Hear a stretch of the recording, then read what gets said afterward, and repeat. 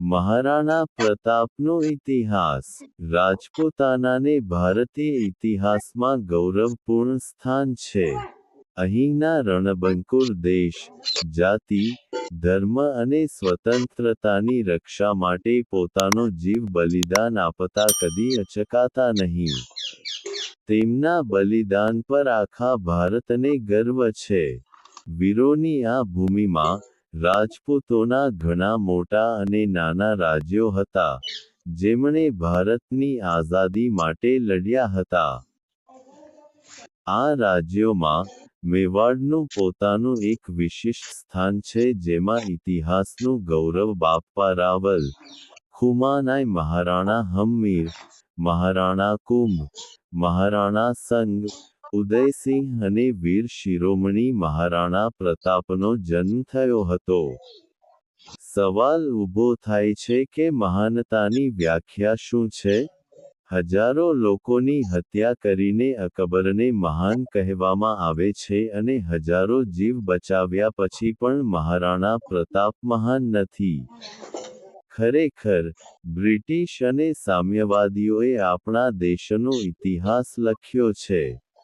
તેમને મહાન બનાવ્યા જેમણે ભારત પર જુલમ કર્યો અથવા જેમણે ભારત પર હુમલો કર્યો અને લૂંટ ચલાવી, ભારત ફેરવ્યું અને તેમનું સન્માન કરીને ભારતીય ગૌરવનો નાશ કર્યો.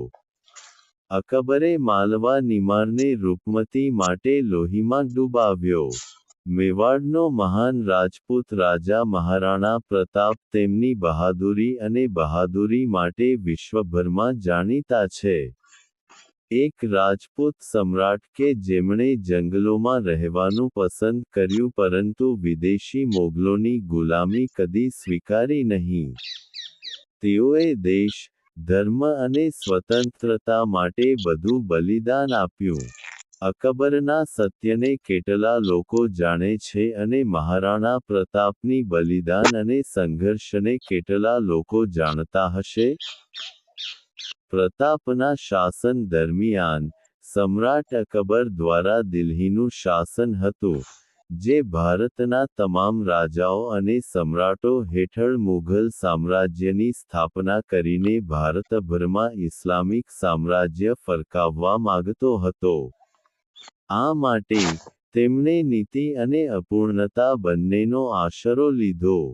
અકબર 30 વર્ષ સતત પ્રયત્નો કરવા છતાં મહારાણા પ્રતાપને બંધક બનાવી શક્યો નહીં. મીના બજારનો કમી કૃમિ અકબર, મહાન. જન્મ: મહારાણા પ્રતાપનો જન્મ 9 મે, 1540 રાજસ્થાનના કુંભલગઢ કિલ્લામાં થયો હતો. પરંતુ તેમની જન્મજયંતિ હિન્દી તારીખ પ્રમાણે જ્યેષ્ઠ શુક્લ તૃતીયા પર ઉજવવામાં આવે છે. તેમના પિતા મહારાજા ઉદયસિંહ અને માતા રાની જીવત કન્વર હતા. તે રાણા સાંગાના પૌત્ર હતા. નાનપણમાં દરેક મહારાણા પ્રતાપને કિકા નામથી બોલાવતા હતા. મહારાણા પ્રતાપની જન્મ જયંતિ દર વર્ષે વિક્રમ સંવત કેલેન્ડર મુજબ જ્યેષ્ઠા મહિનાના શુક્લ પક્ષ તૃતીયા પર ઉજવવામાં આવે છે. રાજ્યાભિષેક: ગોગુંડા ખાતે મહારાણા પ્રતાપનો તાજ પહેરાવવામાં આવ્યો હતો. અકબરના ડરથી રાણા પ્રતાપના પિતા ઉદયસિંહે મેવાડ છોડ્યું અને અરવલ્લી પર્વત પર તંબુ લગાવ્યું અને ઉદયપુરને તેની નવી રાજધાની બનાવ્યું. જો કે, મેવાડ પણ તેની હેઠળ હતો. મહારાણા ઉદયસિંહે તેમના મૃત્યુ સમયે તેમના નાના પુત્રને સિંહાસન સોંપ્યું, જે નિયમોની વિરુદ્ધ હતું.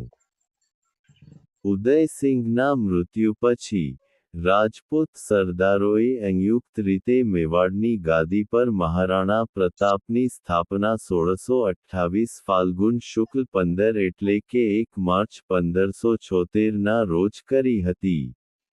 વાસનાથી પીડાતા અકબરને દુર્ગાવતીનો યોગ્ય જવાબ. તેમના રાજ્યની રાજધાની ઉદયપુર હતી.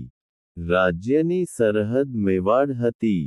તેમણે 1568મી 1597 સુધી શાસન કર્યું. યવન, ટર્ક્સ સરળતાથી ઉદયપુર પર હુમલો કરી શકે છે તેવું વિચારીને, અને સામંતવાદીઓની સલાહથી પ્રતાપે કુંભલગઢ અને ગોગુંડાના પર્વતીય ક્ષેત્રને પોતાનું કેન્દ્ર બનાવવા માટે ઉદયપુર છોડી દીધું હતું. મહારાણા પ્રતાપ મેવાડના ઉદયપુરમાં સિસોદિયા વંશનો રાજા હતો. તેમના કુલ દેવતા એકલિંગ મહાદેવ છે. મેવાડના રાણાઓના આરાધ્ય એકલિંગ મહાદેવનું મેવાડના ઇતિહાસમાં ખૂબ મહત્વ છે. એકલિંગ મહાદેવનું મંદિર ઉદયપુરમાં આવેલું છે. મેવાડના સ્થાપક બપ્પા રાવલે 8મી સદીમાં આ મંદિર બનાવ્યું અને એકલિંગની મૂર્તિ સ્થાપિત કરી. જ્યારે પ્રતાપના પિતા ઉદયસિંહે પ્રતાપને ગાદી સોંપી ન હતી, જગમાલ સિંહ, ઉદયસિંહને તેની બધી રાણીઓની ભટિયાણી રાણી પ્રત્યે સૌથી વધુ પ્રેમ હતો. આથી જ તેમણે ભટિયાણી રાણી, જગમલસિંહના પુત્ર પ્રતાપસિંહને પ્રાધાન્ય આપ્યું હતું અને તેમને તેમનો અનુગામી જાહેર કર્યા હતા. મોટો પુત્ર હોવાને કારણે પ્રતાપસિંહ પ્રાકૃતિક વારસો હતો. તેમના મૃત્યુ સમયે, તેમણે રાજગાદી જગમાલને સોંપી હતી. ઉદયસિંહની આ નીતિ ખોટી હતી, કારણ કે મહારાણા પ્રતાપ રાજગાદીનો હકદાર હતા. વિષયો મહારાણા પ્રતાપને ચાહતા હતા. જગમાલને ગાદી મળી ત્યારે જાહેર વિરોધ અને નિરાશા